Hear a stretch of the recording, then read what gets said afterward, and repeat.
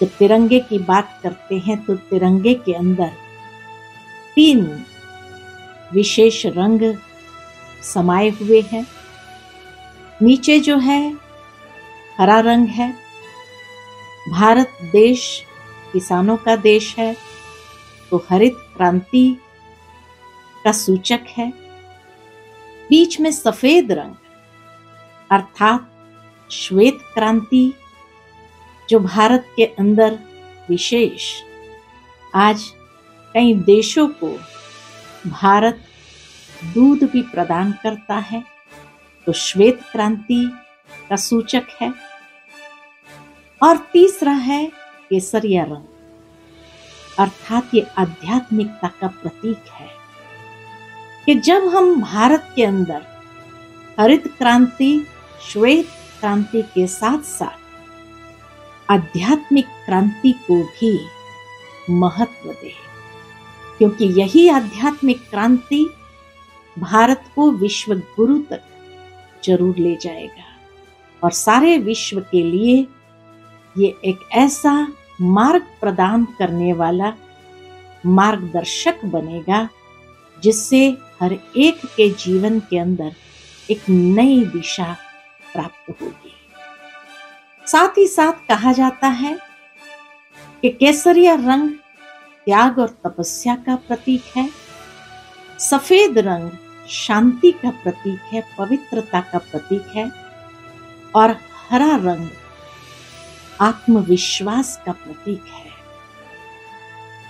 विश्वास और हिम्मत जहां है वहां खुदा भी मददगार बन जाता है।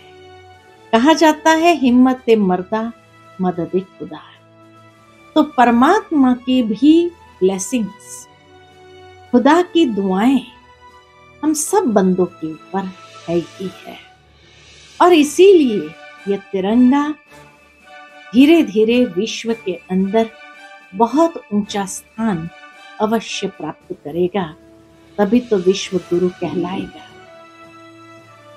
साथ ही साथ आध्यात्मिक दृष्टिकोण से देखा जाए तो ये 3 रंग में एक बहुत सुंदर भाव समाया है। आध्यात्मिक रीति से कहा जाता है कि नीचे पृथ्वी का रंग हरा है, हरी हरी वसुंधरा यही कहते हैं।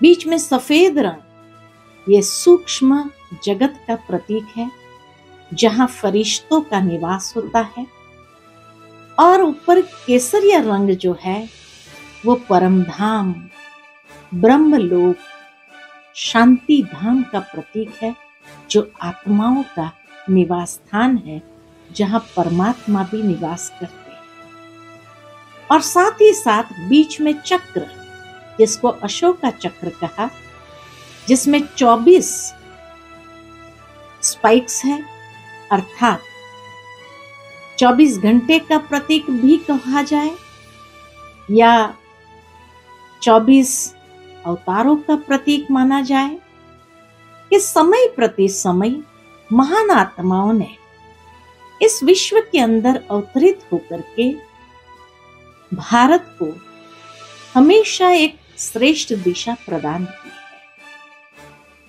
साथ ही साथ ये सृष्टि चक्र का भी प्रतीक है कि जो सृष्टि चक्र 4 भागों में विभाजित है, सतयुग, त्रेतायुग, द्वापर युग और कलयुग, और जहां पर आत्मा पाठ बजाती है और इस चक्र के अंदर पाठ पूरा करते हुए अब अंतिम समय में आ गए हैं, जहां से हमें एक श्रेष्ठ दिशा प्राप्त होती है अपने जीवन के लिए, और अपने जीवन को पुनः सर्वगुण संपन्न बनाए, संपूर्ण निर्विकारी बनाए, संपूर्ण पावन बनाए, और पुनः उस निराकारी दुनिया की ओर प्रस्थान करना है, अर्थात अब घर जाना है। तो स्वतंत्रता दिन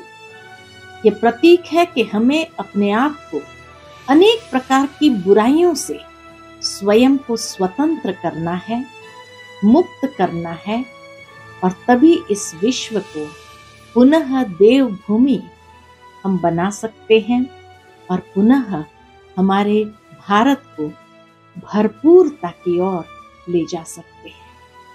जहां कहा जाता है सागर ने भी भारत भूमि को रत्नों की थालियां भेंट की और इतना समृद्ध बनाया, पुनः भारत फिर से उस समृद्धता के पथ पर आगे बढ़ता जा रहा है। ऐसे भारत माता की जय हो, भारत माता का वंदन हो, प्रणाम हो और सबको स्वतंत्रता दिवस की बहुत बहुत मुबारक। ओम शांति।